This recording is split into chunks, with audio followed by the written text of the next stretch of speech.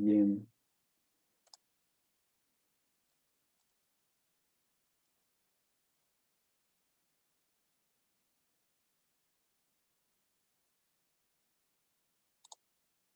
A ver, vamos a ver.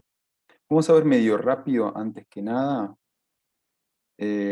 uno de los ejercicios que había en el práctico. Digo, vamos a ver la resolución porque es importante que vean cómo, más que nada, el criterio, cómo es que se resuelve la metodología, ¿no? Entonces les voy a compartir.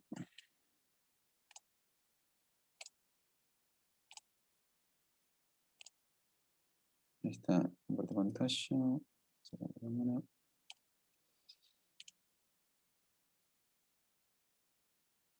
Ahí está.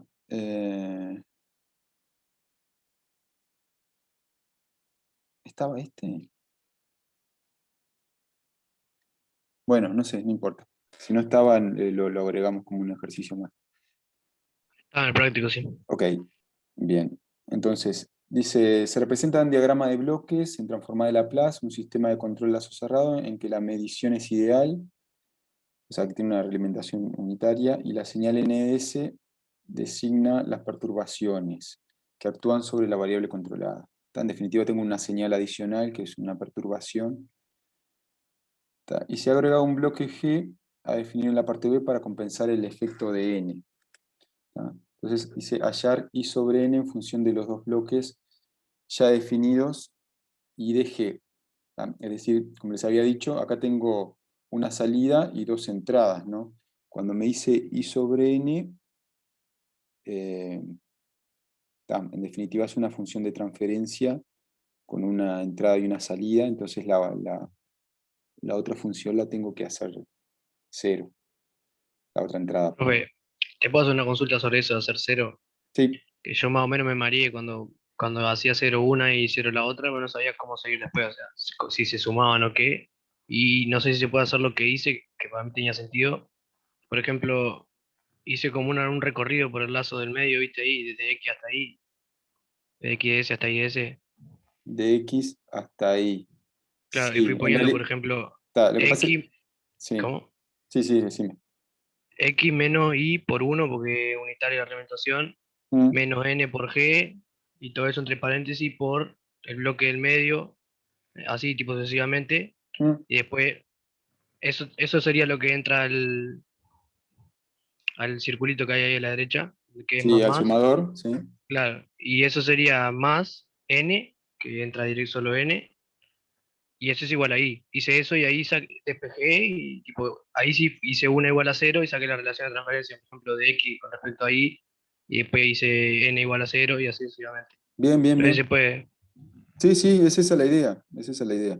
Está bien. está, bueno, eso. Es seguir, digamos, como los lazos y bueno, y llegar a la ecuación. ¿Tá? Está, Pero está está, está, bien. está. ¿Tá? Acá, mirándome, vamos a mirar medio rápido esto porque estamos con poco tiempo y hay bastante cosa para hacer, pero en definitiva, acá está lo que estaba diciendo el compañero. Acá la función, lo único que simplifica acá en esta cuenta es, bueno, una tontería, ¿no? La función de transferencia, esta, la de lazo abierto, eh, digamos, tiene S más 4 arriba, S más 4 abajo, entonces le termina quedando 10 sobre S más 10 por S. Entonces, y después la señal de salida en el primer punto de comparación, era lo que decía el compañero, X menos G por N menos I. O sea, el X está con un signo de más, menos lo que viene de arriba, menos lo que viene de abajo. ¿Tá? Entonces, bueno, se hacen todas las cuentas, ¿tá? Y les queda esto, ¿sí? Y bueno, para hacer I sobre N, el término de X se anula y lo que queda, digamos, es esta parte que está acá. ¿Tá? Entonces después dice, la parte B, determinar G para que el efecto de N sobre I sea eliminado por completo. ¿Tá? Entonces yo vuelvo a la expresión que está 1, ¿tá? Y yo quiero que el efecto de N sobre I ya no tenga efecto. ¿Tá? Entonces para eso, ¿qué es lo que tengo que hacer? Bueno, que el término que está en el numerador sea 0 para todos los casos. Entonces, igualo a 0. Entonces me queda una función g de s en transformada de Laplace, ¿verdad? En función de s. Entonces sustituyo ese bloque acá, y bueno, básicamente esa es la respuesta. Después la parte un poco más interesante dice, allá las condiciones de B, o sea, ya pensando de que tenemos el bloque, digamos que nos anula el ruido, ¿no? Hallar la respuesta I para una variación en escalón unitario de x de t. Entonces ahora tengo x en función x e y, ¿sí? O sea, x entrada y salida, y voy a tener un escalón x1 sobre s. Entonces, bueno, si voy un poquito de vuelta para... Si yo hice que el término en n sea 0, porque esta transferencia acá arriba, esta función acá es 0, con g de s, entonces lo que me va a quedar es i es igual a 10 sobre s cuadrado más 10s más 10 por x. ¿Está? Bastante sencillo. Y entonces, como x es el escalón unitario, vamos a hacer que x sea 1 sobre s. Y lo que nos queda es esto, en definitiva. Esta I de S, yo lo que tengo que hacer es antitransformarla y hallar una función en el tiempo. ¿Está? En definitiva, lo que me pide es hallar la respuesta I de t y en el tiempo para una variación escalón unitario. ¿Sí? En definitiva, es eso lo que tengo que hallar. Bien, entonces, ¿cómo lo resuelvo? Acá en el ejemplo, perdón, voy a volver a la letra. En la letra del ejercicio ya me está dando una pista. Dice, para hallar la transformada, usar la descomposición. Yo de repente no lo hubiera puesto como ayuda, pero ya está diciendo que hay que descomponer los términos de I, del denominador de I. Bueno, acá, ¿qué pasa? Dependiendo de cómo sea este polinomio que está acá, s cuadrado más 10s más 10, o sea, lo que yo tenga en el denominador, va a depender de la solución que yo aplico usando las tablas de Laplace. Las tablas, lo que precisen, también aclararles para la prueba, la tabla se va a dar. Ustedes tienen que saber las cosas básicas, pero las tablas en sí se le va a dar o se le va a dar la antitransformada que precisen. Entonces, acá, ¿qué es lo que hace? Si se quieren aplicar la misma transformación de los ejercicios anteriores, resultaría, bueno, en definitiva, esto es un sistema de segundo orden, el s cuadrado más 10s más 10. Y entonces, digamos, lo lleva a una forma de segundo orden. ¿Se acuerdan que esto que está acá es s cuadrado más 2c de omega n más omega n al cuadrado? Esa es la forma para llevarlo al sistema de segundo orden. Miren las notas. Entonces yo hago 2c de omega n es igual a 10. Y omega n al cuadrado es 10. Entonces, bueno, puedo despejar. Lo importante, lo que me determina la solución, es el seda, el factor de amortiguamiento. Digamos, si el seda está entre 0 y 1, entonces yo voy a poder usar la tabla de Laplace para ese tipo de solución. Para valores entre 0 y 1, la solución va a ser una... ¿Se acuerdan la que vimos varias veces en el sistema de segundo orden? Va a ser 1 menos e a la menos z no sé cuánto, dividido la raíz por el seno de omega n más un desfasaje. Va a ser de ese estilo, que va a estar en la tabla. En el caso de que z sea mayor que 1, o igual a 1, entonces eso no se aplica, y lo que hay que hacer es hacer la descomposición en fracciones. A ver, otra forma de verlo esto es al revés, hacerlo de otra manera, decir, bueno, me quedó esto acá, s cuadrado más 10s más 10. Entonces, yo puedo ver, por ejemplo, primero que nada, si tiene raíces reales. Si tiene raíces reales, lo voy a poder descomponer en S más A, S más B. ¿Eso cómo lo hago? Bueno, haya las raíces del polinomio, ¿no? Los valores, digamos, que hacen que sea cero.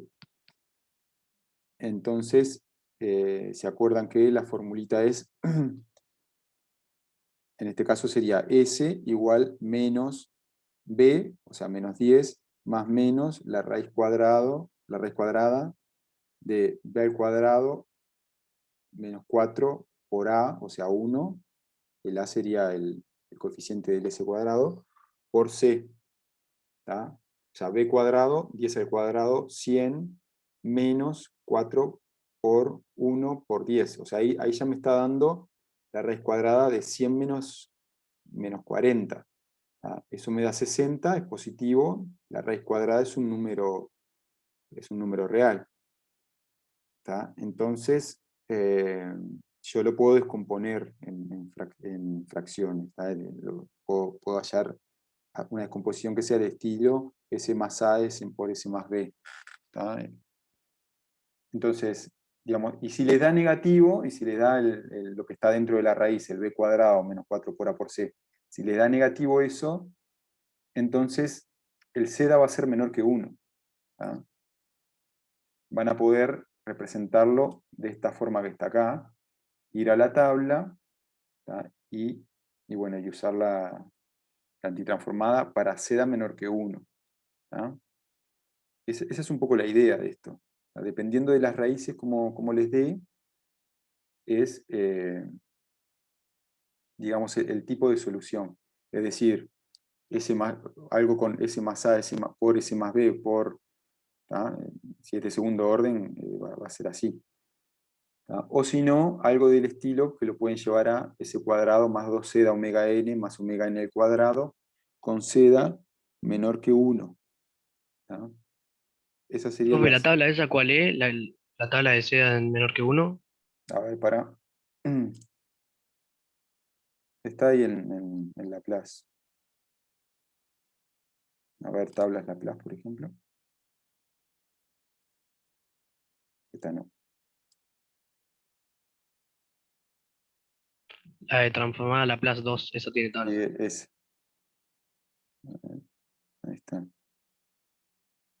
Acá. A ver si lo Ah, agrando ahí está. esto. Ahí está. Esta, la que dice omega, bueno, por ejemplo, acá podrían usar en el caso de que, pero vieron que acá a la derecha dice con seda menor que 1. Aclara eso, porque si no yo podría llevar cualquier sistema de segundo orden a esta forma, que es válida, pero se tiene que dar eso. Entonces la solución en este caso sería esta, 1 menos lo que le decía, 1 dividido raíz, ta.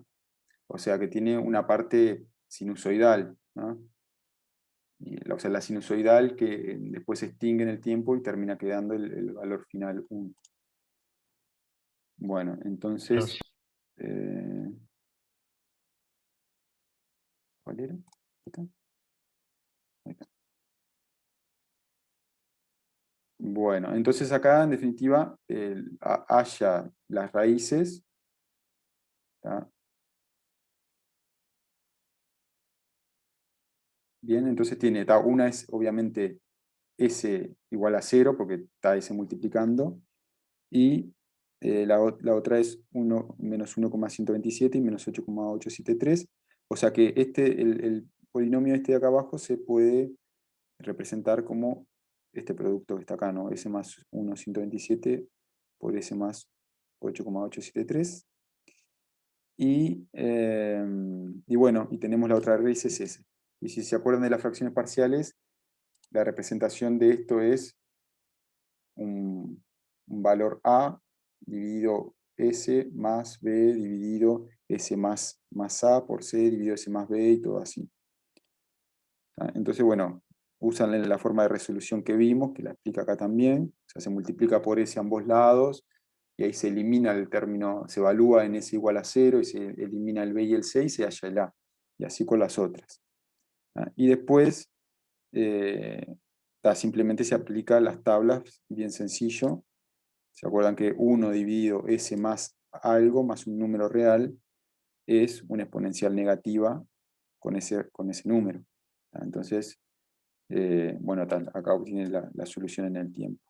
Entonces, básicamente eso. Lo importante de este ejercicio es, bueno, ver que sepan hacer bien el lazo este, que, bueno, una vez que hacen alguno, después ya es fácil, pero no se tienen que equivocar, ¿no? Porque si no les va a dar mal. Y después lo otro es el tema de cuando llegan a una función en S, ¿tá? En general se les va a pedir que pasen al tiempo. Entonces, ahí ustedes tienen que analizar cómo son las raíces del polinomio de abajo, por ejemplo, ¿tá? Y bueno, y ver qué es lo que aplica. Bien, este ejercicio yo después lo publico. Profe, te iba a pedir si podía subir el uno también. Si lo tenés, no sé. El uno del práctico, del mismo práctico. Que me dio bastante problema. El Sí, uno, consulto lo mismo. Una vez que ya pasamos este tipo de clases, ¿no? Que vos mostrás la resolución y eso, o sea que ya pasamos la parte de pensar en el ejercicio, ¿bueno podría subir todos los resultados y así cualquier cosa que queramos volver para atrás, tenerlos a mano? ¿O esas son herramientas útiles? sí, digo, lo que pasa es que seguramente hay mucha gente que ni se puso a ver el ejercicio, ¿no? Pero, a ver, para qué otra Claro, opción. pero siendo que en 2 semanas, como dijiste recién, menos semana y media, Mm, estamos en los parciales, eh, ya tener eso estaría bueno. Está, Tipo, está, Ahí está el uno ese. Creo que es ese del práctico. bien.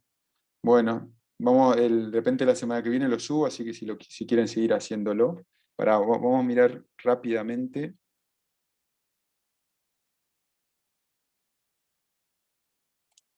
Ejercicio 1, a ver qué dice. Es parecido a ese. Ahí está. Entonces, dice, se modela el diagrama de bloques, se pide hallar la respuesta en función del sistema de las entradas, tita C y tita L. ¿Tá? O sea, en definitiva acá les va a quedar un tita de S igual a algo con S por tita C más algo en S por tita L. ¿Tá? Esa es la primera parte. ¿Tá? Eso es seguir el lazo, no Sí, sí, tiene eso me dificultad. salió, eso me salió. Bien. Después dice, hallar tita por una variación en escalón unitaria de la carga tita L, siendo tita C igual 0. O sea, acá en definitiva anulamos tita C y bueno, nos queda como entrada solamente tita L. Y dice, calcular el coeficiente de amortiguamiento seda, la frecuencia propia omega n y el desfasaje phi. ¿Tá? Es Ahí va el decir, desfasaje, lo que no tengo idea, pues. Lo otro es con lo genérico, como en el sí, ejercicio anterior. el desfasaje, mira, está acá en Laplace. Acá en esto que vimos, por ejemplo, o en algunas otras de las notas, ¿no? La forma de Laplace. El Acá. omega n, eso sí lo saqué, pero el desfasaje Bien. no. El, el desfasaje es coseno a la menos uno de sigma. Acá, perdón. Esa no la Es tenía. eso. Sí, sí. Ta. Es esto. Buenas. Que en algún momento también lo representamos como tangente también. Ese es Ta. el problema. Está, pero después la semana que viene yo lo publico ese. Ok. Bueno, una bien. consulta, ¿no? Porque yo en esos a veces lo que he atacado es intentar agarrar los multiplicando, ¿no? De cada, por ejemplo, de cada caja, e ir Mm. transformándolos uno por uno a Laplace, por Laplace inversa a lo que es la parte de tiempo. Yo veo que vos en realidad lo que haces es nada, juntás todo, después despejás lo que es el I o el tita en este caso, y ahí recién haces un Sí, traspaso. claro, claro, sí, sí, sí. Siempre resolvelo todo en Laplace, hace toda la función de transferencia y después se pasa al tiempo, ¿no? Y además siempre Ah, se va a pedir que se pase al tiempo con alguna entrada, ¿no? O sea, no la función de transferencia sola, con Claro. alguna entrada tipo escalón o sinusoidal o algo de eso, ¿no? ok. Bueno, muy bien. Bueno, la clase pasada vimos este tema de válvulas de control y bueno, ahora vamos a ver como algunas aplicaciones bien sencillas como para fijar ideas. Entonces, básicamente las aplicaciones que vamos a ver son circuitos de mando de un cilindro. ¿Tá? que cilindros pueden haber de simple efecto o de doble efecto. ¿Ah? Simple efecto es, bueno, acá se ven los componentes, ¿no? Acá en el slide están detallados los componentes. ¿Tá? Entonces tenemos, bueno, una válvula de 3 vías, 2 posiciones, ¿tá? Que es esta 0,1 que está acá. ¿Se acuerdan las vías y las posiciones? ¿Tá? Las vías son los conectores, las puntitas es decir, cada cuadradito de estos y estas flechitas que indican un camino, cada flechita son 2 conectores y después este que tenemos acá también es otro conector. Entonces son 3 vías. Y 2 posiciones que son las que indican los cuadraditos estos. ¿No? Bueno, pues dice una unidad de mantenimiento, que es algo que se puede estar midiendo el pasaje del aire. Después cilindro de simple efecto con retorno por muelle. ¿Tá? Simple efecto porque tiene solamente una entrada, ¿tá? Al cilindro. Después vamos a ver el de doble efecto. Y después bueno, tiene como un 1.01 a la salida, lo que dice un silenciador. Válvula, y después, perdón, y 1.1 la válvula también de 3 vías, 2 posiciones, accionamiento por palanca, ¿tá? Con enclavamiento. ¿Sí? Entonces acá lo que hay es una fuente con presión de aire, ¿tá? Entonces va a entrar este circuito. Cuando se digamos, el accionamiento de arriba, ¿tá? Se le da un camino para que circule el aire, ¿tá? Y si esta otra válvula también está accionada con la palanquita, ¿tá? Ahí, digamos, la presión de aire va a llegar al cilindro, a la entrada del cilindro, y el cilindro se va a extender, ¿tá? Entonces ahí tengo todo cerrado el camino. ¿Qué pasa si yo, por ejemplo, abro alguna de estas válvulas? ¿Sí? Entonces, en ese caso, el muelle, el resorte, va a volver para atrás, digamos, a la posición de reposo del cilindro, ¿tá? Porque, digamos, ya no tengo más presión de aire entrando al cilindro, ¿tá? Entonces, como que el aire va a ir por este camino que está acá, por ejemplo, ¿no? O por este que está acá, dependiendo de cuál sea la válvula que yo abra, ¿verdad? Es decir, viene por acá, o si este está cerrado, si yo abro esta, va a venir por acá. ¿Tá? Esto es como lo más básico, ¿no? Después el cilindro de doble efecto es algo similar, solamente que, bueno, que acá el aire tiene 2 entradas y yo lo comando, no tengo un resorte que me vuelve a la posición inicial, sino que yo lo comando cuando quiero, digamos, que se extienda o que se comprima, digamos, el resorte, ¿tá? Pero básicamente es la misma idea. Acá lo que cambia es, digamos, el tipo de válvula, ¿no? Es una válvula que tiene más vías, tiene 4 vías, y siguen siendo 2 posiciones, ¿no? Bien, entonces, básicamente es eso. No sé si tiene alguna duda de esto, pero es bastante sencillo. Después esta parte acá, la vemos rápido. Digamos, hay algunos tipos de válvulas, ¿tá? Que son para regular caudal y controlar la velocidad de los actuadores. En este caso, la que se está mostrando acá,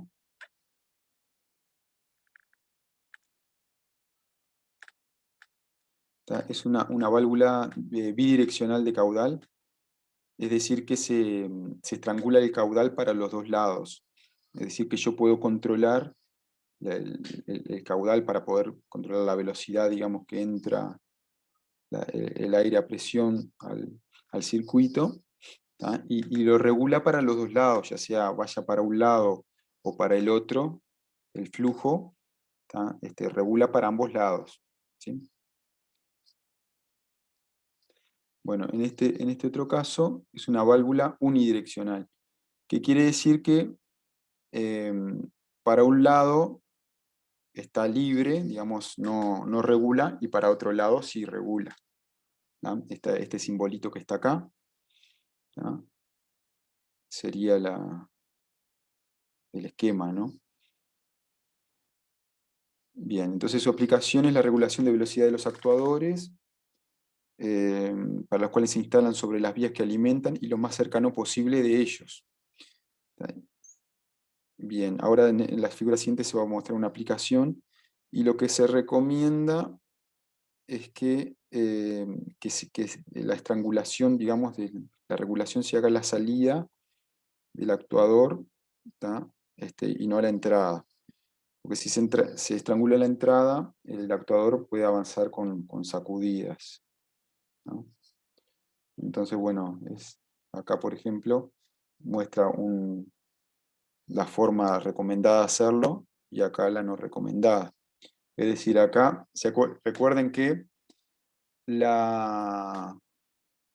donde tengo, no sé, es raro el símbolo, porque acá esta flechita para mí es como de regulación, pero está, no importa. Yo tengo acá la presión del aire, esta válvula me permite que pase por este camino, por el lado de la rama derecha, y cuando pasa por esta válvula, ahí no hay regulación, pasa libremente, ¿sí? Y hace expandir el resorte. Y a la salida, sí, digamos, me está regulando, ¿tá? Digamos, por el simbolito que tiene la flechita esta con la pelotita. A la salida va a pasar por esta rama, y es la de la pelotita, digamos, es la que regula. ¿tá? Entonces, acá lo que estaba diciendo en el ejemplo anterior, lo que estaba indicado ahí, es que hay que ponerlo a la salida, ¿tá? Y no a la entrada. Acá en el otro ejemplo está la entrada del cilindro. Entonces, cuando se activa esta válvula, ¿tá? Ustedes imaginan que tocan este pulsador, el cuadrado, digamos, de la izquierda pasa a hacer las conexiones, entonces el P se va a unir con el A, y el caudal de aire va a ir por PA, digamos, ¿no? Entonces ahí, según la válvula, va a ir por el lado de la pelotita, va a ir por el lado regulado, digamos, y era lo que le decía en la aislada anterior, que eso puede ser que no funcione bien el cilindro, que funcione con saltos y eso, por eso es mejor ponerlo a la salida, ¿no? Ese es el criterio de esto. Después, una válvula de no retorno permite la circulación de aire en un solo sentido, ¿no? Hay varios tipos, bla, bla, bla.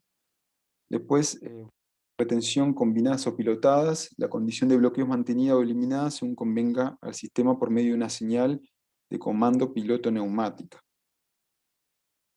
¿Hay ejemplo de esto? No. En definitiva, digamos, la válvula se me acciona, yo le tengo que dar una señal, la señal es en definitiva es una entrada de aire con presión, ¿no? Acá se ve en el símbolo, ¿tá? Que bueno, que yo para que funcione tengo que darle esta especie de comando. Y después una válvula tipo O, es una válvula de 3 vías, 2 entradas y una salida, y cuando el aire comprimido llega a cualquiera de las 2 entradas, ahí se ve un elemento móvil como una pelotita, que cierra una de la otra entrada, ¿no? Y conecta la entrada por donde está llegando el aire a presión con la salida. ¿tá? O sea que es de un lado o del otro. El esquema es bastante sencillo. Entonces, acá da un ejemplo, ¿no? Comando de un actuador simple efecto, un actuador doble efecto desde 2 puntos diferentes. Entonces pone esta valvulita acá, y bueno, cuando yo acciono uno de ellos, ¿tá? Bueno, la válvula permite el ingreso de la presión de aire al cilindro, ¿tá? Es decir, mientras está entrando por este lado, no va a entrar por este otro. Bueno, después esto, válvula de escape rápido. No sé qué es. Y después, así como esta sería como el OR, el O, porque es uno u otro. Esta que está acá es una válvula de simultaneidad de 3 vías, 2 entradas y una salida. Y solo saldrá aire por la última cuando existe presión simultáneamente en las 2 entradas. O sea que tiene que haber, digamos, conjuntamente por las 2 entradas de la válvula para que funcione. Sería un AND. Es una solución sencilla para tener un mando bimanual de seguridad. Y pone un ejemplo: para que la máquina arranque se requiere que el operario tenga las 2 manos sobre la válvula o pulsadores de arranque. Y no exige que haya una simultaneidad en el tiempo.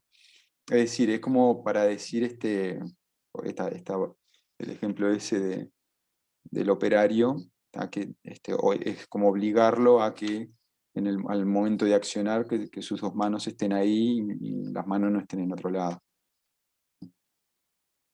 Y bueno, ahí hay un ejemplo de esto que es la válvula ahí. Bien, de esto entonces sigamos con otro tema. Luego lo que vamos a ver son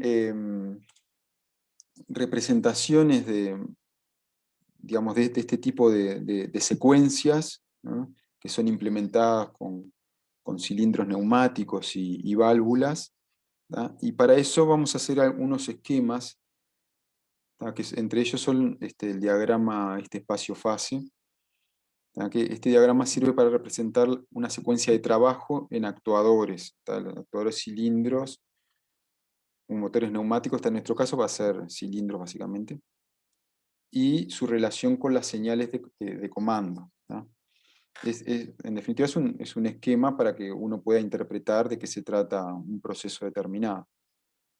Entonces se compone de 2 tipos de símbolos: líneas que representan el movimiento de los actuadores y líneas que representan las señales. Estas cosas es mejor verlas con un ejemplo. Pero bueno, acá cada actuador se hace un diagrama cartesiano con un eje Y y uno X, y se van indicando las fases o etapas que va cumpliendo la máquina. Y en el eje vertical se indican las entradas y salidas. Bien. Bueno, a ver, vemos un ejemplo porque si no es más complicado. Entonces, esto básicamente es un ejemplo de este tipo de diagramas. Es decir, acá, en definitiva, esto es una secuencia con 4 etapas. Vamos a suponer un cilindro. Entonces, de 0 a 1, el cilindro está en 0, quiere decir que está contraído, por ejemplo. Y después, en la etapa de 1 a 2, el cilindro se extiende. En el 2 queda completamente extendido. En 2 a 3 está extendido y no se mueve. Y después de 3 a 4 se vuelve a comprimir. Y digamos, el tema de las curvas estas, de las pendientes, tiene que ver con la velocidad. Digamos, es como una especie de graduación de la velocidad, ¿no? Acá puede ser más rápido, en esto que se muestra acá más lento. Eso no lo vamos a usar mucho igual.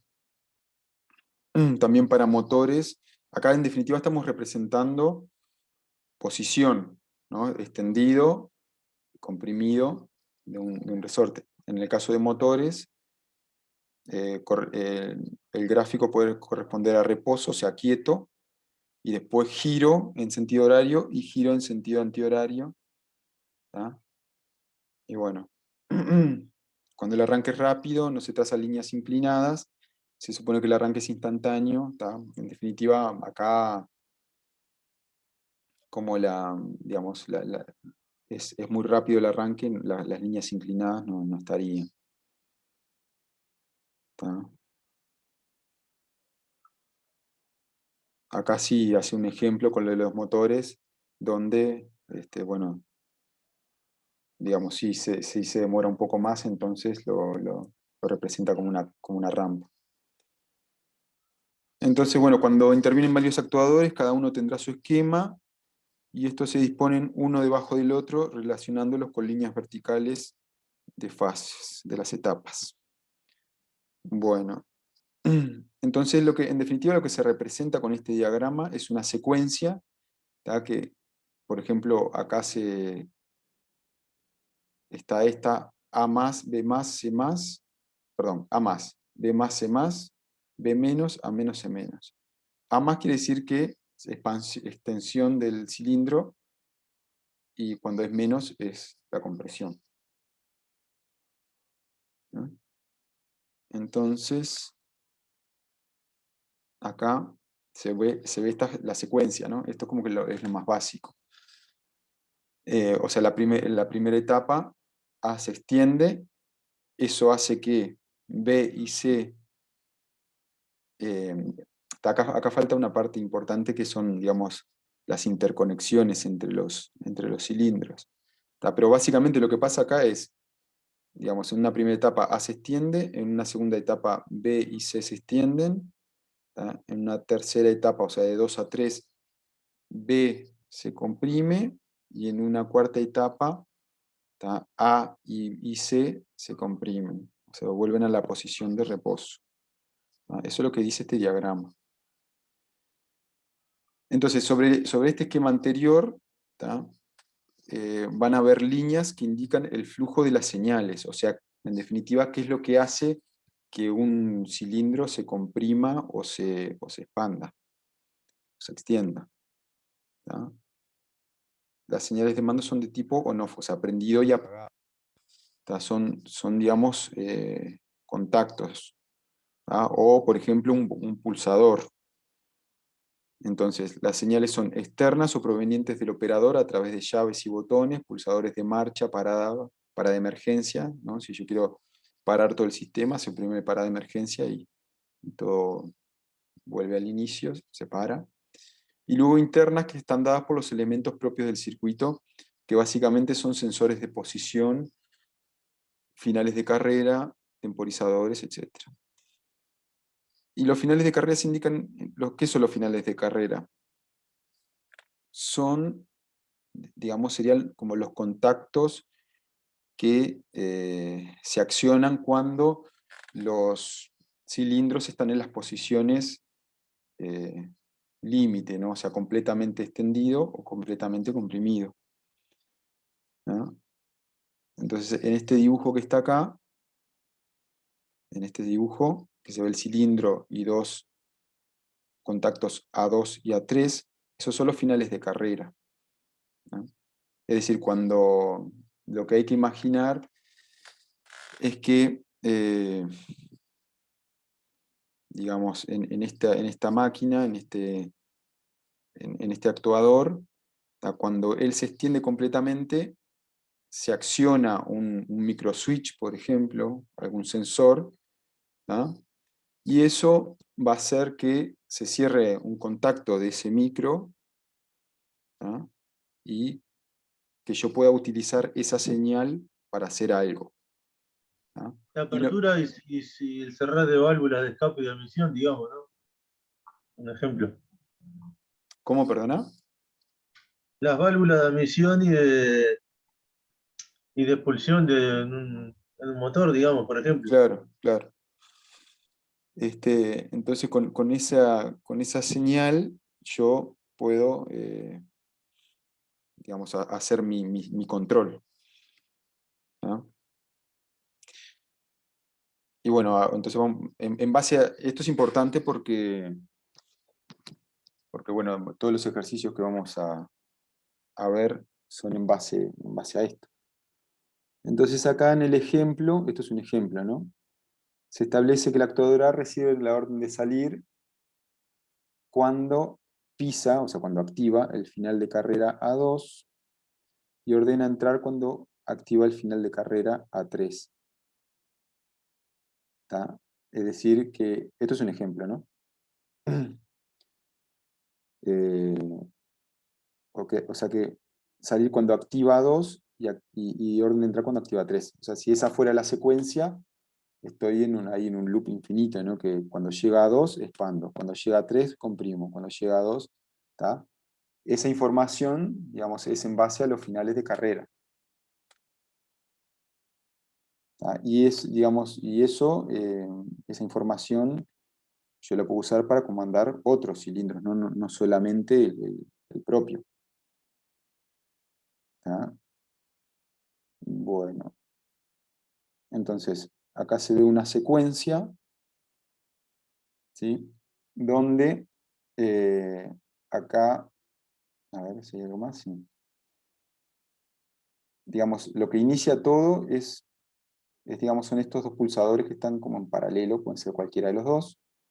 Acá se ve el símbolo, no vamos a usar mucho, pero acá hay un símbolo de, digamos, de unos pulsadores, ¿tá? Llave selectora, botón de parada, pulsador general, ¿tá?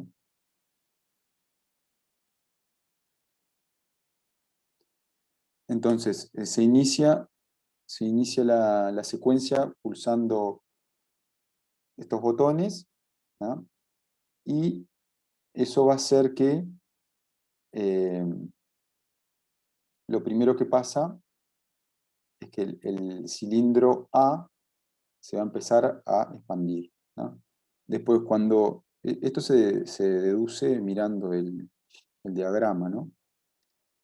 Acá lo que se ve es esta simbología, que es sensor de posición actuado al final del recorrido, ¿tá? Es decir, que al final del recorrido de A, cuando se termina de extender A, entonces este final de carrera, que acá se ve el B2, este que está acá, ¿tá? Va a hacer una acción sobre el cilindro B, ¿tá?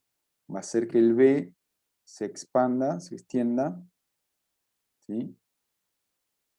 Hasta que llegue a la extensión total, y ahí va a activar dos sensores de carrera, A3 y C2.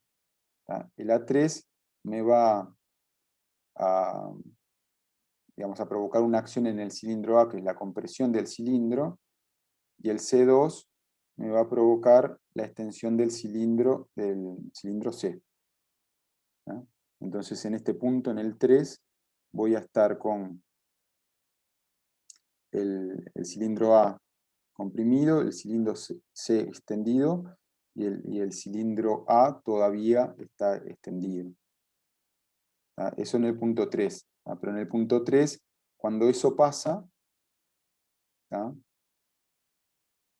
Entonces ahí lo que se provoca es estas acciones que están acá. El A en realidad no pasa nada, pero para el cilindro B y el cilindro C provoca que se compriman.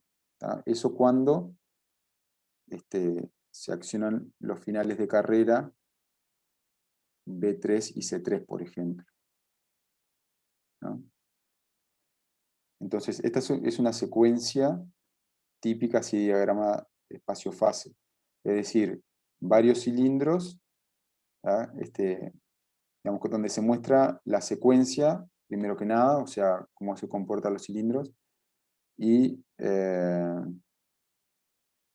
además la interacción de las distintas señales finales de carrera entre ellos, ¿tá? O sea, qué es lo que provoca, digamos, que uno de los cilindros tenga determinada acción.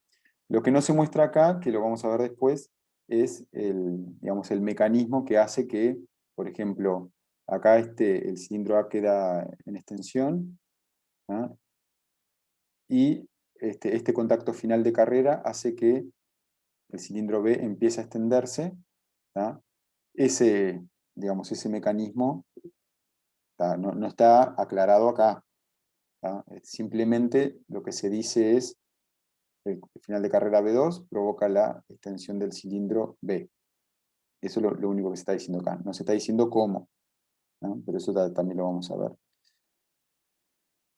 Entonces, Perdón, de bueno, vuelta. Cuando los cilindros se comprimían, ¿no? sí, Se volvían a comprimir. Por ejemplo, ahí que marca, por ejemplo, el A cuando se termina de comprimir activa lo que es C5 y B5. Claro. Activa B5 y C5, que son finales de carrera, ¿tá? Que van a actuar sobre, en principio, B y C. Lo que pasa es que, claro, acá está, digamos, no está muy aclarado el ejemplo, pero, digamos, en este punto 3 pasan varias cosas, ¿no? Primero que nada, el B5 y el C5 se accionan, ¿no? Pero por otro lado también B3 y C3 se accionan. Entonces, en realidad, como que no está muy claro en el ejemplo, digamos, quién es el que determina que B y C se compriman. No sé Pero si no se... sería B3 y C3 siendo que estamos en el estado 3 y no hay punto 5.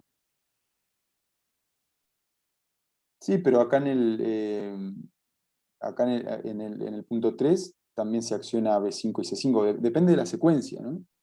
Claro, por eso, pero estamos en el punto 3, no estamos en el punto 5. No, Por no, eso, pero no, este subíndice no tiene que ver, digamos, con la secuencia. Digamos, ahí está, con el número de secuencia, no tiene que ver. Es un correlativo. ¿Tá? Eso va a ok. depender de cómo sea el funcionamiento de la secuencia, que acá no dice mucho tampoco. ¿Tá? Si es, acá fíjate que vos lo que te está diciendo es, en este punto 3 acá te está diciendo que este B5 y C5 tengo una flechita sobre C, ¿tá? Perdón, sobre B, y tengo otra flechita para acá abajo sobre C, ¿tá? Y esta sale de C5 y B5. Y por otro lado, tengo acá en B3 y C3, ¿tá? Tengo una flechita que me sale para el mismo punto, o sea que también me está determinando eso. Entonces no queda muy claro. No sé si se entiende. O sea, el B3C3 y el B5C5 están apuntando para el mismo punto, que en No, definitiva es este con este. eso se entiende, sí. ¿Ok? Era más general la nomenclatura de eso, que no entendía bien. No, Capaz no, estaba la esquivando otra cosa. nomenclatura esta es para este ejemplo. No te preocupes porque eh, Igual en ese ejemplo ahí están cambiados, ¿no? B5 y C5 y B2. Porque yo tengo que B2 es cuando expande y B5 y C5 cuando comprime. el B5 y C5 te provoca claro, la contracción de B y C. Sí, sí, sí, está raro, está raro. Estarían al revés, ¿no? Porque yo marco B2 cuando se expande cuando se expande el pistón, digamos.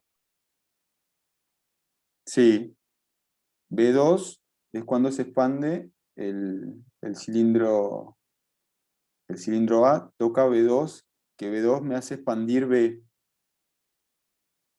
Lo que pasa es que la forma que lo tiene pensado acá es que estos que están acá, ¿tá? me hacen expandir, y lo que están acá, lo que están, digamos, el final de carrera que están a la izquierda, me hacen comprimir, que es lo que está haciendo acá. Bien, ahora entendí. ¿Tá? Igual no se calienten mucho con esta nomenclatura porque después, digamos, no importa tanto eso, ¿no? Sino que estén bien estas relaciones entre, digamos, la expansión y los fines de carrera, los finales de carrera, y qué acción toman sobre otro cilindro. ¿Tá? Pero eso no va a tener que ver con la nomenclatura. ¿Tá? Además, en algún ejemplo después vamos a ver que acá le llamamos B1, B1, B2 o yo qué sé, o AB, sé que no tiene mucha importancia esto. Entonces, bueno, acá la nomenclatura es ramificación de una línea, de una señal, ¿tá? Y acá, por ejemplo, condición lógica entre señales, ¿tá? Acá cuando tiene la rayita, por ejemplo, condición lógica y entre señales. O sea que esto sería como el AND. Y acá lo está tomando como un AND, en definitiva, ¿tá? Porque tiene esta rayita, o sea que tienen que intervenir todos estos. ¿No? Y bueno, acá lo que le decía del ejemplo, ¿tá? Acá tenemos una secuencia sencilla, ¿tá? Con dos cilindros. ¿La secuencia cuál es? A más B más, A menos B menos. ¿Ah? Entonces, a ver si lo agrandamos un poquito. Ahí está.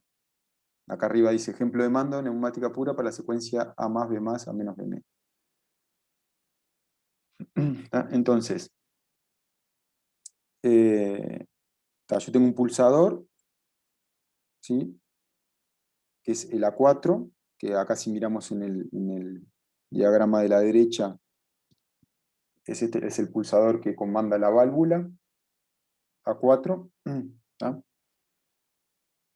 Y bueno, y eso hace que, digamos, se me cierre el circuito que tengo acá en esta rama de la izquierda, porque esta válvula está originalmente accionada. ¿Tá? Y entonces tengo un camino con, digamos, la presión de aire va por esta rama de la izquierda, entra por la válvula 1, y eso hace que el cilindro A se expanda. ¿Tá? ¿Tá? Se expande en esta primera etapa, y en este punto, en el 1, el A llega a estar totalmente expandido, y ahí lo que hace es accionar el final de carrera B2. ¿Tá? Ese final de carrera B2, según el diagrama de la izquierda, lo que tiene que hacer es accionarme la extensión del cilindro B. ¿Tá? Entonces, si miramos en el diagrama neumático, B2, que es este final de carrera, ¿tá?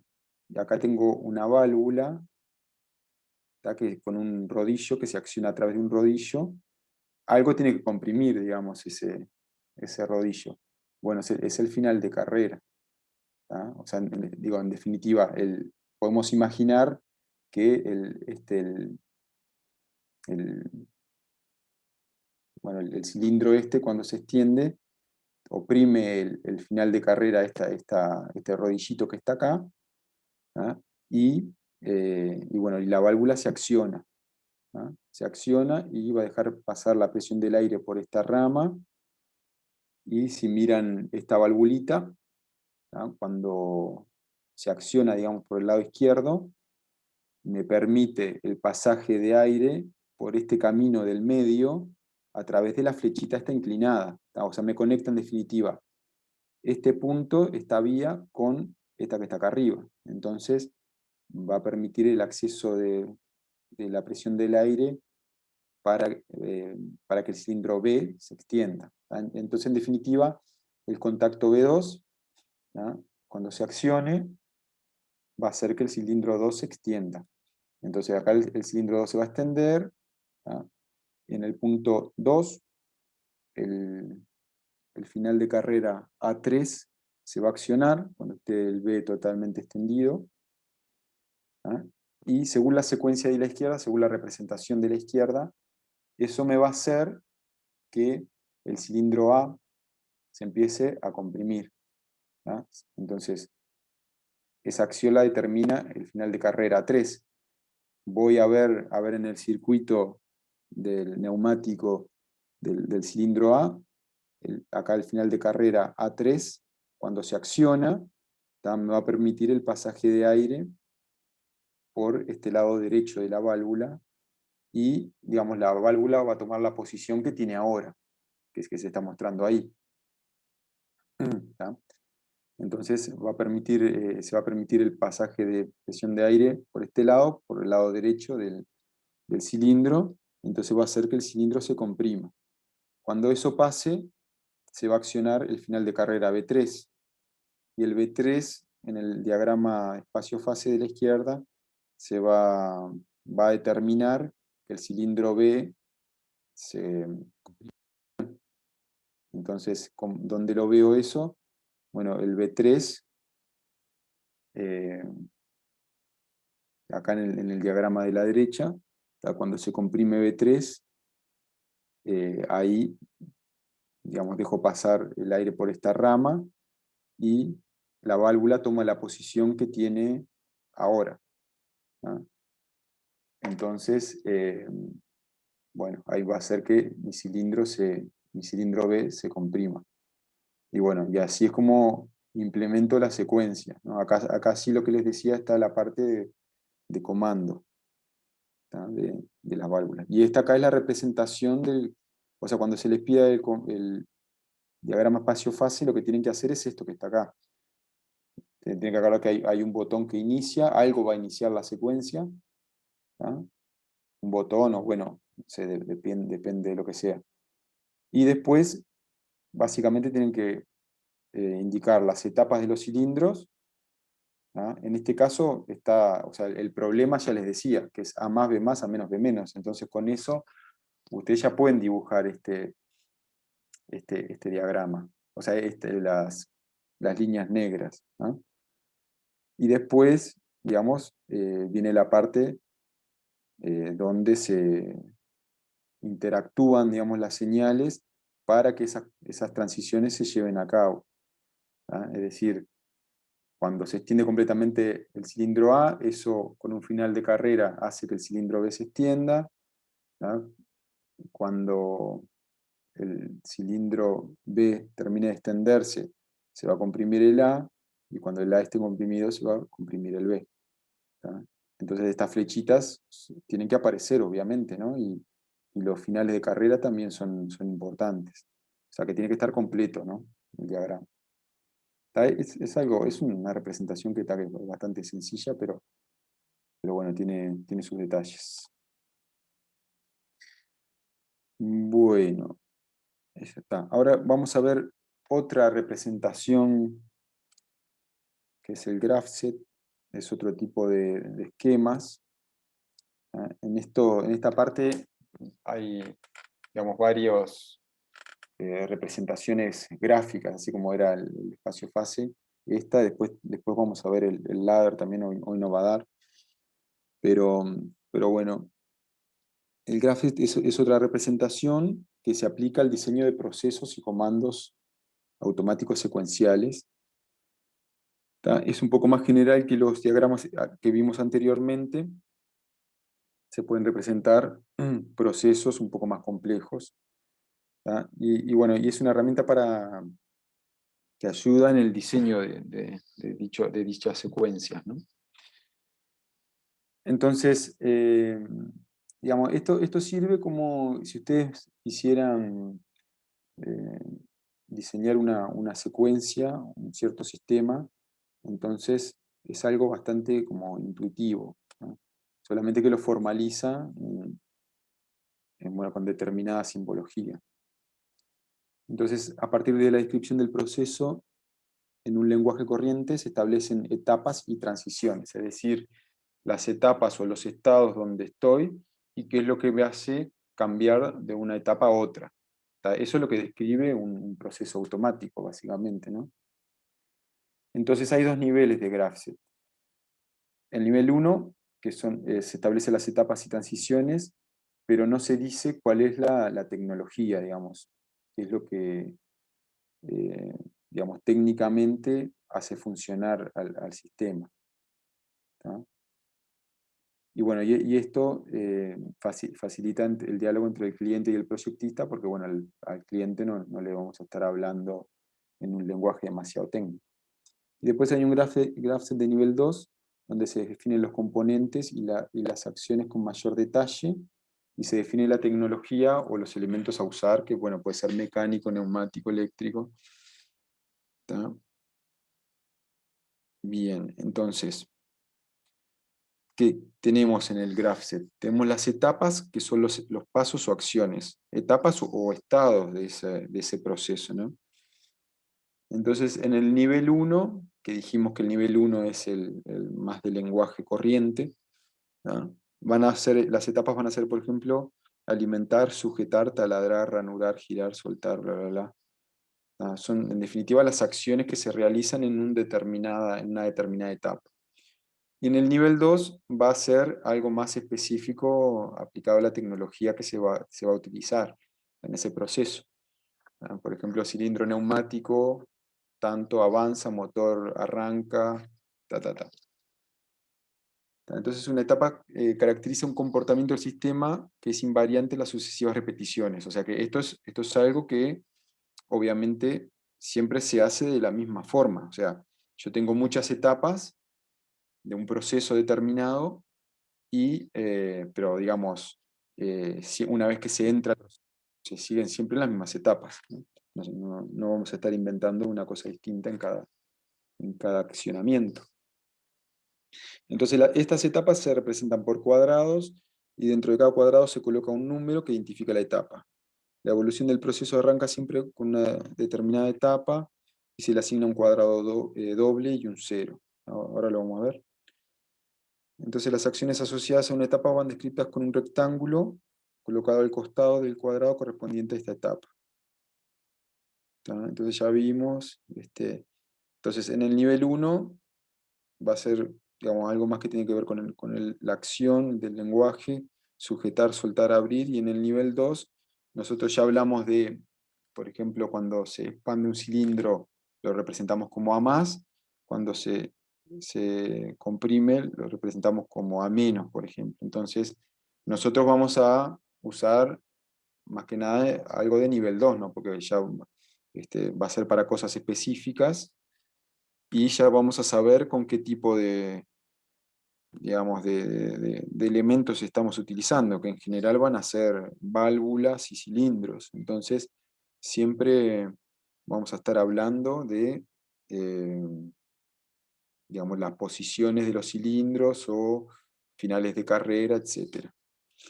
¿No? Entonces, bueno, también si en un instante dado habrá etapas activas e inactivas, ¿no? Y bueno, y a las etapas activas se le suele poner un punto dentro del cuadrado para significar que está activa. O sea, nosotros cuando hagamos esto, va a ser, digamos, un diagrama, ¿tá?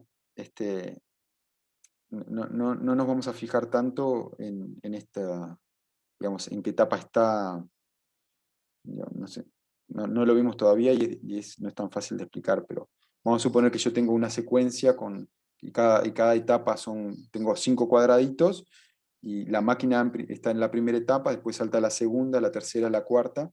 Cuando está en esas etapas, es el puntito que dice acá. Entonces, si yo lo viera como si viera la secuencia, ¿tá? Entonces, o mejor dicho, si alguien me pidiera representar la secuencia en el tiempo, entonces, bueno, pondría un puntito en el primero, después, o podría verlo gráficamente o en algún programa que me graficara, que me mostrara cómo va la secuencia. Entonces con ese puntito yo podría ir indicando en qué etapa está. Si yo lo dibujo el proceso en un papel, no tiene mucho sentido estar haciendo eso, ¿no? Pero bueno, es parte de la simbología. Entonces acá, como les decía, acá está la etapa, ¿no? El cuadradito. Después acá tienen la descripción, la acción, qué es lo que hace. Y después están las transiciones, que indican la posibilidad de evolucionar de cierta etapa a otra. O sea que para ir de una etapa a otra se debe pasar por una transición. ¿Tá? Esas dos etapas están unidas por una línea o arco cruzada por un trazo horizontal perpendicular al arco. ¿Tá? Es decir, yo acá tengo dos etapas, por ejemplo la 5 y la 6, y tengo la transición, que en definitiva es la línea que me une el 5 con el 6, ¿tá? Mejor dicho, bueno, acá es todo, ¿no? Es la línea con la línea vertical, ¿tá? Y después hay una cosa que se le llama receptividad, que es la condición necesaria que debe cumplirse para pasar de una etapa a otra, ¿tá? En definitiva, cuando en esa transición yo al lado le pongo, que le indico qué es lo que hace que pase del 5 al 6. En ese caso ahí dice plato en posición, ¿tá? Tendrá un significado. Y bueno, entonces acá, digamos, es lo mismo que lo anterior, ¿tá? Solamente que son dos etapas, 2 y 3. ¿Qué es lo que se hace en la etapa 2? Se gira el plato un cuarto de vuelta. ¿tá? Cuando el plato está en posición, yo paso de la etapa 2 a la etapa 3, y en la etapa 3, ¿qué es lo que se hace? Se fija el plato, retorna el vástago del émbolo, ¿no? Entonces, bueno, resumiendo, tengo la etapa inicial, siempre se indica con un 0, pero además es un rectángulo dentro del otro. Después tengo qué es lo que se hace en esa etapa, el contenido de la etapa, la transición y la receptividad, el arco orientado, o sea, en general se entiende que esto se lee como de arriba hacia abajo. Entonces, a veces, digamos, eso se sobreentiende. Pero puede pasar que haya una flechita que vaya de abajo hacia arriba. Entonces, yo la tengo que indicar, ¿tá? Con una flecha hacia arriba. Por eso es orientado. Entonces, bueno, en general tratamos de poner la flechita, ¿no? Entonces, la última etapa se enlaza con la etapa inicial. Era lo que les decía, ¿no? La última se va a enganchar con la 0, va a volver a la 0. Es un diagrama cerrado. El graph en definitiva representa procesos que son un diagrama cerrado. Y en ese enlace se colocan las condiciones de haber finalizado la secuencia, ¿tá? Para poder reiniciar. ¿Tá? Entonces, bueno, acá, este ejemplo lo vamos a ver después, ahora no lo vamos a ver con mucho detalle, porque se ve después. Pero básicamente, las estructuras de GraphSet son secuencia única, secuencia simultánea y selección de secuencias. ¿Tá? La secuencia única, ¿tá? Las etapas son activadas unas después de la otra. ¿Tá? Es decir, se activa una, después se activa otra, otra. ¿Tá? Todo seguido hasta volver a la etapa inicial. ¿Tá? Esto que está acá me describe, igual acá hay algo que está mal, ¿no? Porque acá dijimos que el 0 era el concéntrico y acá puso el 1. Pero bueno, está. Por algo habrá hecho eso. Capaz es porque es cerrado, ¿o no? Tipo vuelve al 1 Sí, después, hasta pero antes del 0. claro, siempre es cerrado en realidad. Pero Claro, pero bueno, vuelve está. hasta antes del 1, no del 0. Capaz por eso. Sí, ya te digo, ustedes usen el 0 como etapa inicial, digamos. Claro, acá lo que tiene es que tiene una etapa de comienzo de los motores, de arrancado de los motores, y después tiene un start, digamos, ¿no? Que es donde empieza en sí la secuencia. Entonces lo representó así. Yo qué sé, no está mal. Así que bueno. Y bueno, entonces esta va una tras de la otra. Y después tenemos secuencias simultáneas, ¿tá? Es decir, que una receptividad, o sea, una transición con una receptividad provoca la activación de varias etapas a la vez. Y se representa con doble línea, ¿tá? Un par para divergencia y otro para convergencia. ¿Tá? Y bueno, esto provoca la activación de varias a la vez. Y dice, para tener sincronización de la desactivación de todas las secuencias simultáneas, puede ser necesario incluir etapas de espera. Porque lo que tiene, digamos, la regla que tienen que seguir es que si hay una divergencia, o sea, se activan dos cosas a la vez, ponen las dos rayitas, pero siempre tiene que ver después una convergencia. ¿Tá? Siempre, si aparecen dos rayitas a la entrada, digamos, a la salida, tienen que haber dos rayitas, en algún momento. Entonces dice, puede ser necesario incluir etapas de espera, porque si, digamos, estos procesos en paralelo, ¿tá? Puede ser que no, empiezan en el mismo momento, pero no terminan en el mismo momento.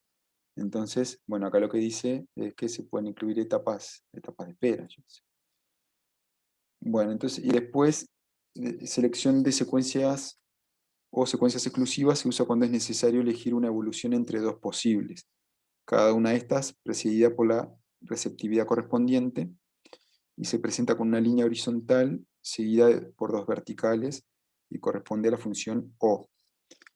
¿Ah? Es decir, esto es a la vez, digamos, hay una sola receptividad y hace que se desencadenen tres procesos a la vez. ¿Ah? Y la otra es, saquen la rayita de acá, no son dos rayitas, y cada uno va a tener su transición y su receptividad. ¿Ah? O sea que digamos, van a ser, vienen de la misma etapa, ¿ah?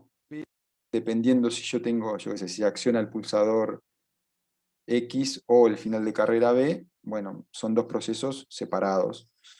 Y bueno, esta sería esta secuencia que está acá, sería el O.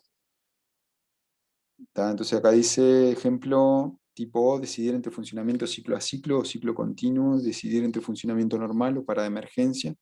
Eso, digo, va a ser muy común. O sea, estoy en un estado, una etapa, y bueno, dependiendo de si viene tal señal hago una cosa, si viene otra señal hago otra cosa. ¿No? Bueno, este es el graph set. Tampoco tiene mucho misterio, ¿no? Simplemente son representaciones gráficas. Bueno, y por último vamos a ver si vemos esto de mandos eléctricos medio rápido. Así nos vamos sacando cosas encima. Esto, digamos, es muy básico lo que tenemos que saber. ¿Tá? En los circuitos de comando que vamos a ver, aparecen este tipo de cosas.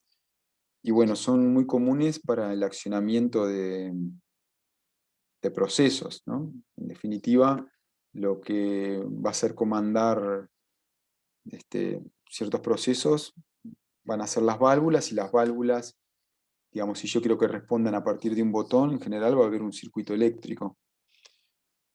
¿No? Entonces, bueno, acá se representan pulsadores. En definitiva, lo que se va a ver acá son pulsadores, interruptores y relés. Está bueno tener una idea de qué es cada cosa. ¿No? Entonces, acá es importante el concepto de normalmente abierto y normalmente cerrado. ¿No? En definitiva, un pulsador cuando es normalmente abierto, es que, bueno, normalmente está abierto. ¿Ah? Entonces el ejemplo de la izquierda es normalmente abierto, y el de la derecha es normalmente cerrado. ¿Ah? Porque si yo no acciono el pulsador, él está cerrado. ¿No? Eso va a ser común para tanto pulsadores, interruptores y relés. Bueno, entonces acá les detalla un tipo de pulsador. Hay pulsador de accionamiento de impulso. Es decir, en general los pulsadores tienen este sistema que tienen un resorte y son momentáneos. O sea, hay dos tipos, los que son momentáneos y los otros que vamos a ver acá. Pero digo, el momentáneo, ¿qué quiere decir? Que, bueno, yo toco el botón y va a estar accionado el circuito mientras yo lo toque. Cuando yo lo suelto, deja de estar accionado. ¿Ah? Bien, entonces acá estas cajitas que son bastante comunes para comandar alguna máquina, por ejemplo. Arranque parada, ¿sí? Es decir, para el arranque necesito solamente un pulso, y para la parada preciso otro, y bueno, después el sistema internamente se va a encargar de hacer encender eso y apagarlo. ¿Ah? Bien, luego podemos tener un pulsador que tenga en el mismo cuerpo dos contactos, ¿tá? Uno normal abierto y otro normal cerrado. Ahí se ve bastante claro el esquema, ¿sí? Es decir, cuando yo en la posición normal cerrada, ¿tá? La posición de reposo, si yo mido continuidad entre el 3 y 4, me va a dar continuidad, y si mido entre 1 y 2, no. Y cuando pulso el botón, va a ser al revés. Entre 1 y 2 voy a tener continuidad, entre 3 y 4 no. ¿tá? En este tipo de pulsador tiene bloqueo, ¿tá? Es decir, que los otros eran de acción momentánea, o sea, yo toco el botón y después él vuelve a su posición, y en este caso no, yo lo toco, queda una posición, lo toco de vuelta, vuelve a la posición anterior. ST tiene dos posiciones estables. ¿Tá? Después está, por ejemplo, este pulsador de puño, que es bastante común para las paradas de emergencia. ¿Tá? Y bueno, hay distintos tipos de pulsadores, ¿tá? Pero básicamente lo importante es que hay unos que son momentáneos y otros que tienen bloqueo o enclavamiento. Y bueno, puede tener luz también. Después este esquema que está acá son los mismos pulsadores. Estos son pulsadores momentáneos y traen un par de juegos de contactos. Es parecido a lo de acción múltiple. O sea, ¿qué es lo que cambia, digamos, distinto de este que está acá, con el botón verde, digamos, de este esquema, ¿tá? Lo mismo, es que yo puedo jugar con los contactos. Acá puedo ponerle o dos normal abiertos, dos normal cerrados, los puedo combinar, ¿tá? Entonces, eso me permite con el mismo pulsador agregarle los contactos, ¿no? Y bueno, después tenemos, además del pulsador, tenemos una llave selectora, que la llave selectora también cambia, las posiciones son estables, ¿verdad? Yo cambio una posición, se queda en esa posición, vuelvo o cambio a otra posición y se queda en esa posición. O sea, puede tener dos posiciones como esta, o puede ser que tenga una posición intermedia también. Entonces, en este caso, me acciona este circuito, una lámpara u otra.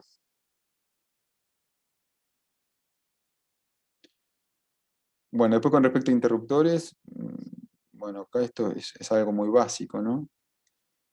Es un interruptor, cierra, básicamente en una posición cierra un contacto y la otra lo abre. Tenemos interruptores termomagnéticos, trifásicos, ¿sí? Tienen esta simbología. Y bueno, ustedes ya deben haber visto ya en otros cursos y no sé, por experiencia, estas son las llaves que tenemos en las casas, ¿no? Aunque son de dos polos en general. Pero estas llaves lo que tienen es una protección tiene dos protecciones, una protección térmica y una protección magnética, ¿no? Por eso es termomagnético. Y, y bueno, ¿qué quiere decir eso? Que la protección térmica, que es la lámina esta bimetálica que dice acá, va a actuar cuando la lámina se caliente porque, digamos, la corriente que está pasando está superando por un tiempo determinado, eh, y hace que la lámina esta se caliente. En este caso actúa por una corriente, por ejemplo, que sea, yo qué sé, un poco más de la nominal, pero sostenida en el tiempo. Entonces hace que va a hacer que la lámina se caliente y que se abra la llave, ¿tá? Y después, por cortocircuito, es, digamos, la bobina magnética, ¿tá? Que, digamos, cuando hay una corriente que es muy grande, por ejemplo, yo qué sé, ustedes ponen un cable entre una fase y la otra, eso va a generar un cortocircuito, una corriente muy alta, y esa bobina va a detectar esa corriente alta y va a hacer que abra. Entonces, esta llave hace esas dos cosas. O sea, esto es algo medio básico, ¿no? Ustedes, en definitiva, están en sus casas y enchufan más aparatos de lo que tienen contratado, la llave les salta, ahí les salta por sobrecarga. Y si después agarran y hacen un puente sin querer entre una fase y otra, ahí también la llave va a saltar y va a ser por el magnético, ¿no? Después acá lo que está faltando esto es cultura general, ¿no? Es el diferencial, que la llave diferencial salta pero por contacto eléctrico, o sea que ve corrientes muy bajitas. Es decir, en el magnético ve corrientes de, yo qué sé, de 1,5 veces la nominal hasta 5 veces, y después el magnético es de, yo qué sé, de 10 veces la corriente para arriba, por ejemplo, ¿no? nominal. Entonces, bueno, la simbología, bueno, acá hay distintos símbolos, ¿tá? En general podemos usar pulsador. Acá vamos a usar más que nada esto que, para los pulsadores, estos que están acá, el contacto abierto y el contacto cerrado. ¿Tá? Es bien, creo que es bien mnemotécnico, digamos, el dibujo, o sea, esto está abierto y si yo toco el botón va a estar cerrado, ¿tá? Y va a estar cerrado por el tiempo que esté pulsando, ¿tá? Y el otro, el de la derecha, lo mismo, ¿tá? Solamente que normalmente el circuito está cerrado. Entonces cuando yo presiono el botón, durante el tiempo que presione el botón, se va a abrir el circuito, ¿no? Y bueno, interruptor cerrado, contacto abierto, interruptor cerrado, interruptor contacto cerrado. Digo, no vamos a ver muchas de estas cosas, sino simplemente, básicamente los 4 de arriba, por ejemplo. Bueno, relés electromecánicos. Seguramente ya hayan visto esto en algún otro curso o en el trabajo o algo de eso. Los relés electromecánicos en definitiva son unas bobinas, ¿tá? Que tienen contactos. Entonces cuando esa bobina se acciona, va a haber contactos que se van a pegar y otros que se van a abrir, ¿no? El símbolo, bueno, ahí sería como un dibujo de lo que es el relé. Y el símbolo, ¿tá? Es este rectángulo con la línea esta inclinada. Y tiene sus contactos auxiliares asociados, que los contactos auxiliares son los que se pegan o despegan cuando el relé se acciona o se desenergiza, ¿no? Entonces, cuando se energiza la bobina de un relé, ¿tá? Se energiza dándole tensión, ¿no? La tensión específica del relé. Entonces, al energizar la bobina de un relé, los contactos asociados conmutan, ¿tá? Y generalmente se representa en su estado de descanso o normal, no actuados, ¿tá? Es decir, acá en este ejemplo que está acá, el de las lamparitas, ¿tá? Este relé que está acá tiene contactos. Tiene contactos, entonces, digamos, estos contactos, el que están con las lamparitas verdes, mejor dicho, las lamparitas que están encendidas en este caso, ¿tá? Esos contactos son normalmente cerrados, ¿tá? Porque cuando está en reposo, el relé, esos contactos están cerrados. Entonces, por eso es que yo puedo alimentar estas bombitas y que se prendan, ¿no? Y cuando yo, es decir, acá a la izquierda tengo como un circuito básico de control y a la derecha tengo como el circuito de potencia, ¿no? Lo que yo quiero comandar. Entonces, cuando yo energizo el relé, o sea, cierro esta llavecita que está acá, ¿tá? Lo que va a pasar es que conmutan esos contactos. O sea que el normal abierto se va a cerrar y el normal cerrado y los normales cerrados se van a abrir, ¿tá? Entonces acá en este caso se va a prender la lamparita al medio y se van a apagar las otras. Y bueno, el relé lo que tiene es, bueno, acá como les decía, siempre estos relés son auxiliares, se usan en general en circuitos de control, para comandar ciertas acciones, por ejemplo, cerrar circuitos, ¿no? Y lo que tiene, digamos, el relé auxiliar es que, por ejemplo, puede trabajar en tensión continua, ¿tá? Una tensión continua bajita, ¿no? Y, yo qué sé, 12 voltios, 24 voltios. Y bueno, entonces mi circuito de comando lo utilizo con una tensión baja. Y en el circuito de potencia lo que uso es un contacto del relé. Que ese contacto, sí, digamos, permite otras tensiones más altas, ¿ah? Y bueno, y ahí accionar un circuito de potencia como un motor, por ejemplo, ¿no? Entonces, bueno, así se ve más o menos este es medio viejo, pero es como se ve un relé auxiliar, ¿tá? Entonces, bueno, relé modelo N. Rupturas de contactos 1 a 5 amperes, varias combinaciones de contactos, equipados con venas de circuito impreso, soldadura completa con accesorios, bla, bla, bla. Lo que se especifica en general de un relé es cuál es la tensión de funcionamiento, ¿tá? Ya les digo, muchas veces se usan en tensión continua, y como dice acá, la bobina es de 1,5 a 90, esto funciona con 1,5 a 90 voltios. ¿Tá? Y después lo otro que se especifica es la cantidad de contactos, ¿tá?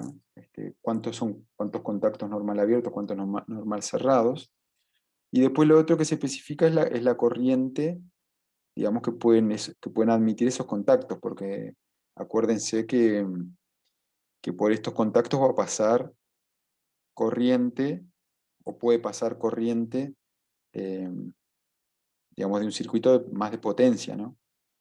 Entonces, bueno, en general, por ejemplo, acá por ejemplo habla de 1 a 5 amperes, rupturas de esos contactos. Pero bueno, hay de 10, de 5 amperes, de 10 amperes, hay hasta de más. Pero básicamente el relé auxiliar es para eso, digamos, es para implementar un circuito de control y digamos, accionar un circuito de potencia, ¿no?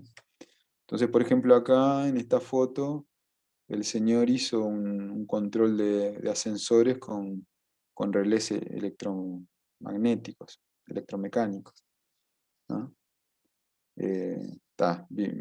Vieron los paneles como son, ¿no? Llenos de relé, obviamente. Pero bueno, hoy en día lo que se usa son equipos microprocesados y bueno, que hacen ciertas funciones tipo PLC, y bueno, esto es todo mucho más compacto, obviamente, ¿no? Así que bueno. Bueno, por hoy estaría. Nos vemos el lunes. Tenemos lunes y martes. Vamos a tratar de llegar con los temas. Queda toda una parte, digamos, de ejercicios que no son difíciles, ¿tá? Pero tienen que ver al menos algunos ejemplos para familiarizarse. Igual después, como les digo, yo voy a ir publicando las soluciones y eso. Nos vemos el lunes entonces. ¿Le puedo hacer una Bueno, consulta muchas del gracias. ejercicio que diste, profe? El que mostraste hoy. ¿Sí? Me olvidé lo que dijiste cuando daba negativa la raíz del Bhaskara.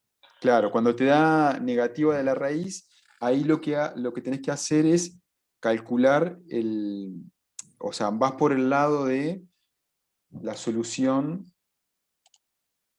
con el seda entre 0 y 1. Porque va a pasar justamente que cuando Pero el seda, CA sí o sí tiene que ser 0 y 1. si te dan raíces complejas, sí. Ah, ta. O Bien, sea, ahí me meto con la tabla.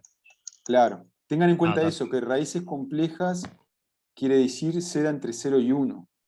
ta. Entonces no puede dar raíces complejas, ahí ya me doy cuenta que está mal, por ejemplo. Si el CA me da más grande que 1 y raíz Claro, compleja. claro, si seda te da mayor que 1, porque las raíces son reales. Y si seda te da menor que 1, es que las raíces son complejas. Eso tiene que ver con que la solución para seda menor que 1 son oscilatorias. Es digamos, la componente oscilatoria que después se extingue en el tiempo. Digamos, y los números complejos, esos tienen que ver con ese tipo de soluciones. Entonces, Subamortiguada era, ¿no? Algo así. claro, entonces, Ahí va. eh, digamos, está esa equivalencia, ¿no? Lo pueden ver por ese lado, o calculan primero el seda y después, creo que eso tal vez es fácil, porque si no tienen que hacer las raíces del polinomio, no sé, eso depende de cada uno. Pero digamos, está esa equivalencia, ¿no? Ah, buenas, era esa mi duda. Ok. Y la otra sobre el parcial, ¿cuánto duraba y el puntaje? Y bueno, el parcial va a durar más o menos una hora y media, 2 horas. No, no va a ser más que eso. Bien, Seguramente como para una hora y media. buenas. ¿Y es la mitad de los puntos del curso o es menos? Sí, sí, sí, sí, es la mitad de los puntos, exactamente. Después cuando hagan el otro parcial, se va a sumar y para que exoneren, no me acuerdo cuánto es, pero tienen que Creo que superar 60, no sé. un 60, ahí está, mínimo un 60, creo que 60. Bueno, eso. Nos vemos. Bueno, que pasen bien. Gracias. Chao, chao. Nos vemos, chau, chau. Que pasen bien.